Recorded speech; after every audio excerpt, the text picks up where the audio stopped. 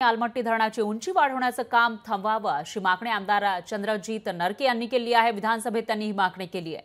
मुख्यमंत्री आणि उपमुख्यमंत्र्यांना तात्काळ लक्ष घालण्याची विनंतीही त्यांनी केलेली आहे। तर धरणाची उंची वाढवल्यास कोल्हापूर सांगली जिल्ह्याला महापुराचा फटका बसेल, त्याच्यामुळे आलमट्टी धरणाची उंची वाढवण्याचं काम थांबवावं अशी मागणी करण्यात आलेली आहे। तर आलमट्टी धरण हे महाराष्ट्राच्या शेजारच्या राज्यामध्ये आहे आणि जर याची उंची वाढवली तर महाराष्ट्रातील काही जिल्ह्यांना त्याचा फटका बसू शकतो आणि त्याच्यामुळे याची उंची वाढवू नये अशी मागणी विधानसभेत करण्यात आली आहे। या धरणाचं जे कामकाज चालू होणार आहे उंची वाढवायचं ते स्थगित करण्यासाठी आहे।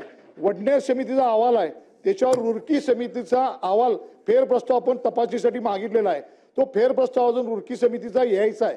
त्याच्या आधीच या ठिकाणी कर्नाटक सरकारने काम चालू केलेलं आहे। भयानक परिस्थिती कोल्हापूर आणि सांगली जिल्ह्यावर येणार आहे।